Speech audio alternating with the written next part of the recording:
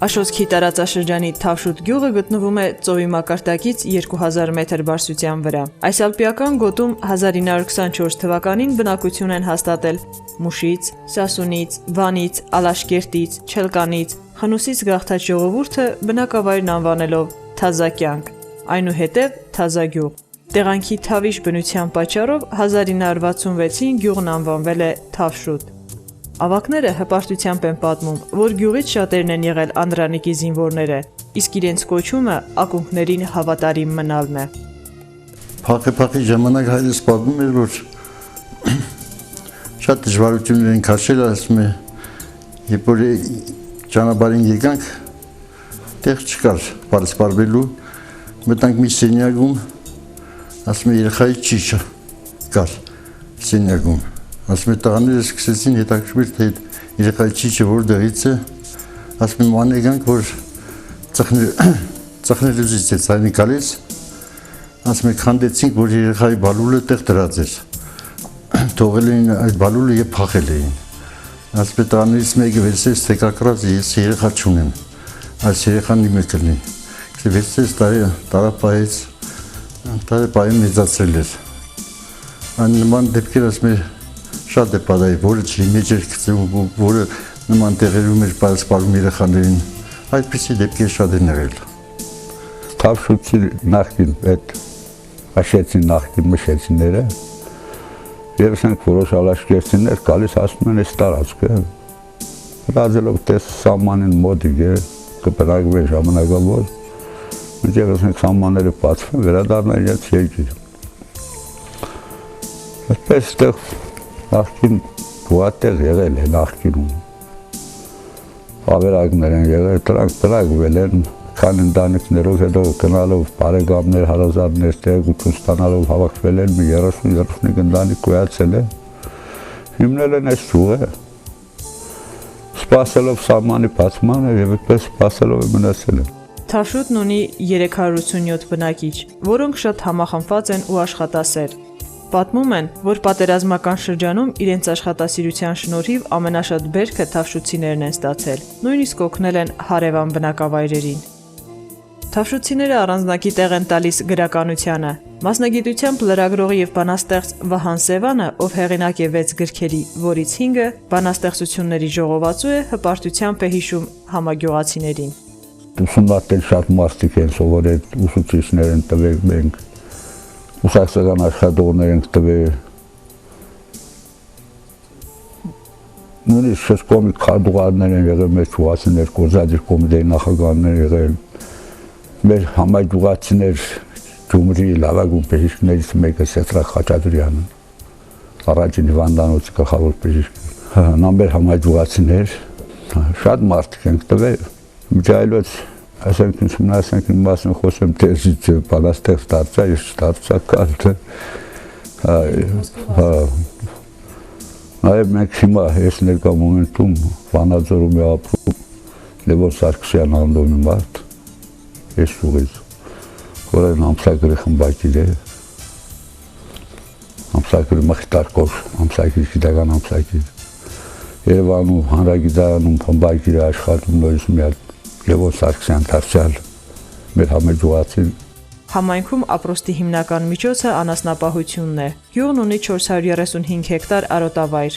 Միայն ալպիական գոտուց ստացված կաթով կարելի է պատրաստել շվեյցարական պանիր, շնորհիվ հատուկ բաղադրության։ Թավշուտն ունի նաև 535 հեկտար վարելահող, սակայն անջրդի։ Անցած տարի կոնկրետ եթե ջրովի տարածքների մասին խոսենք, ես շնորհակալություն եմ հայտնում առիթից օգտվելով Պարենի ծրագրին, ՄԱԿ-ի զարգացման, Պարենի ծրագրի միջոցներով մենք կարողացանք Գիշգեդի որևէ մաս հասցնել Դորան կոչվող հանդամաս, հիմա որոշակի տարածքներ արդեն դարձել են ջրովի, իհարկե շատ դժվարությամբ, բայց ինքնահոս ջուր է հոսում Դորան կոչվող հանդամասը։ Ժողովուրդը տեսնելով այդ ամենը, այս տարի արդեն կարծես թե կարտոֆիլագործությունը զարգանա գյուղում, մոտ 35 հեկտար արդեն նախօրոք վարվել է տարածքներով, որպեսզի կարտոֆիլ ցանվի։ Այսպես, եթե ջուրը հասնի տեղ, կջրվի մոտավորապես 240 հեկտար հողատարածք եւ մշակաբույսերը կփոխվի, մենակ չի մնա այդ հողերը խոպան, այսպես ասած, մենակ խոզան անասնակերի համար չի չարչարվի ժողովուրդը եւ կունենա մեծ եկամուտներ։ Իրողություն մեզ, չգիտեմ, իրականություն կդառնա թե ոչ,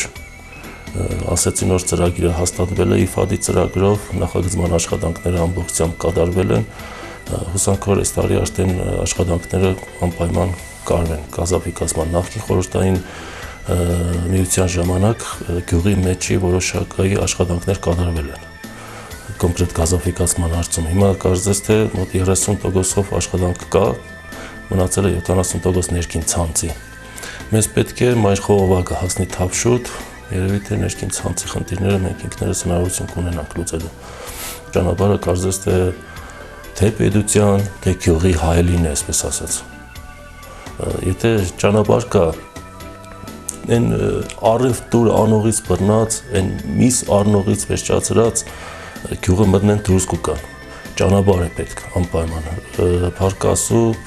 երևի թե Աշփի լճի ծրագրերի հետ կապված այստեղ ճանապարհները անպայման վերանորոգվեն, արդեն նախագծման աշխատանքները նորից կատարվել են ճանապարհների մասով։ 2007-ին կարտոֆիլի տնկանյութի մշակության փորձեր են արվել անջրդի պայմաններում։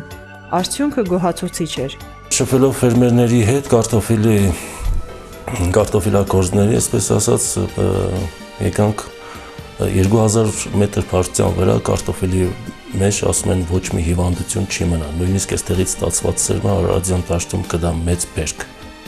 շատ ավելի լավ բերք կստանան, քան թե Շիրակի դաշտավարից կամ ցանկացած տեղից ստացած սերմացուով։ Գյուղի պատանիների միակ զբաղմունքը դպրոցն է, այն վերանորոգվել է 89-ին, սակայն ոչ լիովին։ Հետագայում բարեգործական ծրագրերի հետ համագործակցության արդյունքում շատ ծրագրեր են իրականացվել։ Առաջին հիմնական մեծ ծրագիրը, որը իրականացվել է, ծնող դպրոց համագործակցության ծրագիրն է, որը իրականացվել է Հայկական Կարիտասի հետ, CRS-ի հետ, ծրագրեր ենք իրականացրել նաև Փիսկոր խաղաղության կորպուսի հետ, որով դպրոցը ցանկապատել ենք, բարեկարգել ենք շրջակայքը, ստեղծել ենք խաղահրապարակներ, վերանորոգել ենք սպորտ դահլիճը, ինչպես նաև Պարենի համաշխարհային ծրագրով ենք վերանորոգումներ կատարել, այսինքն ոչ թե լշենք լրիվությամբ, այլ մաս առ մաս դանդաղ քայլերով գնացել ենք առաջ եւ իմ կարծիքով բավարար պայմաններ կան դպրոցում աշխատանքները կազմակերպելու եւ իրականացնելու առումով եւ սպորտային առումով եւ համակարգչային ուսուցման առումով եւ դասընթացներում գործունեությունը ծավալելու առումով ԱՄՆ-ի զարգացման գործակալության հետ միասին, ծնողական խորհրդի հետ միասին համադասխան ծրագիր ներկայացրեցինք եւ չասեմ մեր բախտը բերեց, բայց ամեն դեպքում շատ հաճելի էր, երբ մենք իմացանք, որ մեր դպրոցի համար հատուկ առանցին լոկալ կաթսայատուն է կառուցվել եւ հիմա այդ կաթսայատունով մենք մեր խնդիրները լուծում ենք։ Հայկական Կարիտաս եւ CRS կազմակերպությունների հետ համագործակցության արդյունքում վերանորոգվել է դպրոցի ճաշարանը, բարելավվել սանիտարահիգիենիկ պայմանները։ Ծրագրի օգնությամբ ձեռք են բերվել նաև մեղվընտանիքներ, որոնց եկամուտը սաներինն է։ Ֆրանսիական Կարիտասի հետ միասին մենք հասանք նրան, որ դպրոցը ինքը դպրոցի ներսում ծնողական խորհուրդը որպես հասարակական կազմակերպություն գրանցվեց ինքը որպես հասարակական կազմակերպություն եւ այդ հասարակական կազմակերպությունը իր գործունեությամբ անցած տարի օրինակ մոտ $3000 չափով ծրագիր ապահովեց, որի շնորհիվ մենք կարողացանք եւ վերանորոգել սպորտ դահլիճը եւ ձեռք բերել համադասխան կույք սարքավորումներ։ Իհարկե ուղղվածությունը դեպի նրան էր, որ քանի որ մենք բարձր լեռնային ենք եւ արգեցանի պակաս չունենք, իսկ դպրոցում եթե ուշադիր նայեք համայնքում կտեսնեք, որ դահուկի ճանապարհ չկա գրեթե։ Եվ մենք մտածեցինք այդ ուղղությամբ եւ հիմնական ուղղությունը տարանք դեպի դրան, որովհետեւ ֆիզկուլտուրայի դասաժամերով նախատեսված սպորտային այն ժամերը, որոնք վերաբերում են դահուկային պատրաստությանը, անպայման իրականացվի։ Դպրոցների բարելավման ծրագրի եւ ծնողների ներդրումների շնորհիվ 2000-ին դպրոցը ստեղծել է համակարգչային լսարան, հետս հետե համալրելով այն։ 4 նոր համակարգիչ ենք վերել դպրոց, վերել ենք այսպես կոչված եւ տպիչներ եւ լուսացրիչ, այսինքն պրոյեկտոր կոչվածը, Xerox, պրինտեր եւ այլն, այսինքն ստեղծվել է լրիվ բավարար պայմաններ եւ դրանք ամբողջը օգտագործում ենք ուսուցման process-ում։ Իհարկե նկատի ունենալով, որ ուսուցչական համակազմը մեծամասնությունը մի քանի առարկաների գծով ընդամենը որ չէ, համապատասխան ուրեմն համակարգչային ուսուցման վերապատրաստման դասընթացների մասնակցել ունեն համապատասխան փաստաթուղթ, սերտիֆիկատ, լիցենզիա, այսինքն որով իրենք եւ կամաց բնականաբար աշխատանքի մեջ կատարելագործում են իրենց գիտելիքները եւ օգտագործում այդ process-ի ընթացքում։ Դա process-ի խնդիրը միայն փուհի կադր տալը չէ, այլ համակողմանի իր ամբողջ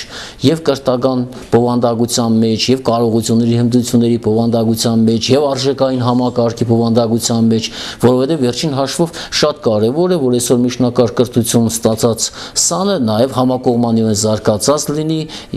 իր մեջ կրի նաեւ մեծ արժեքային համակարգ, կարողանա այն միջավայրը, որի մեջ ինքը ապրում է, շատ ավելի, այդպես ասեմ, առաջընթաց ապահովել, եւ շփվել, եւ հարաբերվել, եւ իր ազգային ամեն ինչ այդ ազգային ինչ որ կա իր մեջ դաստիարակված, այդ ամեն ինչի կարող է լինի ու շարունակողն ու փոխանցողը լինի բնականաբար։ Յուղի բուժկետը կառուցվել է իտալական Կարիտաս բարեսիրական կազմակերպության կողմից եւ շահագործման հանձնվել 93-ին։ Մեր տարածաշրջանում որպես բարձր լեռնային գոտի հիմնականում հիպերտոնիկ հիվանդություններն են շատ գերակշռող մասը, ձմռան ամիսներին վիրուսային հիվանդությունները, այսինքն գրիպոզ վիճակները։ Տիրամայրնարեգի Աշոտսկի հիվանդանոցից ամեն ամիս ստանում ենք ամեն ամսվա վերջի հաշվետվության օրը ժողով են անցկացնում, վերջում թեորայք ստանում, վերադառնում ենք տուն։ Տալիս են հիմնականում առաջին օգնության թեորայք, հետո ստանում ենք վիրակաբական նյութեր։ Գյուղի երիտասարդությունը չունի զբաղմունք եւ ժամանցի հնարավորություն։ Այդ բացը լրացնելու նպատակով հաճախ գյուղում կազմակերպվում են արշավներ։ Թավշոտ գյուղը երևի թե հիմնադրման օրվանից ունեցել է խնդիրներ, որտեղ նոր գյուղ է, եղել են քաղաքական ժողովուրդ, այստեղ ապրողները, խնդիրները հետևյալն են, հիմնականում նախ ճանապարհների խնդիրները, հետո գազաֆիկացման խնդիրները, ջրարդերը ջրովի դարձնելու խնդիրները, գյուղի երիտասարդության համար ինչ որ կաբող օղակների ստեղծման խնդիրներն են։ Այսօր գյուղի երիտասարդությունը կարծես թե ոչինչ չունի անելու։ Խնդիրը որն է։ Խնդիրն այն է, որ ինչ որ մի հատ թե գրադարանի հետ կապված, թե ինչ որ մշակութային օջախի հետ կապված, այդպես ոչ շենքային պայմաններ ունենք, ոչ մի բան, այսինքն կաբող բան պետք է ստեղծվի գյուղի երիտասարդությունը մնա գյուղը ունի ընդամենը մեկ վարչական շենք, որի վրա էլ նորից շնորհակալություն եմ հայտնում ՄԱԿ-ի բարենի ծրագրին, այնտեղ հնարավորություն տվեց վերանորոգելու շենքը ամբողջությամբ ավերված քանդված էր, այնտեղ մենք կունենանք մեկ դահլիճ, որ նոր, այսպես ասած, թե հանդիսությունների համար, թե ինչ որ միջոցառումների համար կծառայի, այնտեղ մենք կունենանք ընդարձակ գրադարան, որ գյուղը շուրջ 37 ուսանող ունի այսօր, գրադարանից կօգտվի։ Գրադարանում այսօր մենք ունենք մոտ 3700 կդոր գրականություն, ինչ խոսք, եթե ընդարձակ գրադարանում ունենանք անպայման կունենանք համակարգիչ, որ գրականությունը լոց չեղնի գրքի տեսքով, համակարգչով մենք ներկայացնենք ուսանողներին, մի խոսքով ծրագրերը կան երիտասարդության համար, երիտասարդությանը պահելու այս գյուղում։ Գիժ գետը հոսում է Թավշութի տարածքով։ Ժամանակին բնակիչների պապերը բահով ճանապարհ բացելով ջուրը գետից բերել հասցրել են մինչև Հանդը, որը նմանությամբ Էրգիրի անվանել են Մշոդուրան։ Գերի թողնելով Էրգիրը մշեցիները բերել եւ պահպանել են տեղանունները։ Ամեն ինչ թողելով մենակ տեղանունները բերեցին։ Մենք այստեղ հարթ տարածություն ունենք, որի անունը կոչել են Դուրան, կապելով Մշոդուրանի հետ։ Մենք ունենք սար, որի անունն է հիմա Ծովասար։ Մենք ունենք ձոր, որի անունը դրել են Ապոձոր։ Լրիվ Էրգիրից եկած է։ Այդ անունները իրենց հետ բերել են։ Շատ մեծ հարստություն են թողել, բայց անունները բերել են կոնեքները։ Ու միշտ ես հիշում եմ պապիս, եթե անձև չէր կար տղաքս էր ամտունն ամբերը, ամտունն Էրգիրն է։ Մեր անձրև ընդեղից գիկա ամտուն չխապեմ զը։ Ամտուն ու միշտ նայեց դեպի Էրգիրի կողմ։ Ու միշտ մեր պապերի հայացքը լրիվ եղել է Էրգիրի կողմ, որովհետև գերեզման են թողել, վատան են թողել, օջախ են թողել, հայրենիք են թողել։ Ու ավանդույթներ են բերել հետները, սերնդեսերունդ փոխանցվել է, սերնդեսերունդ ես հուսով եմ կփոխանցվի։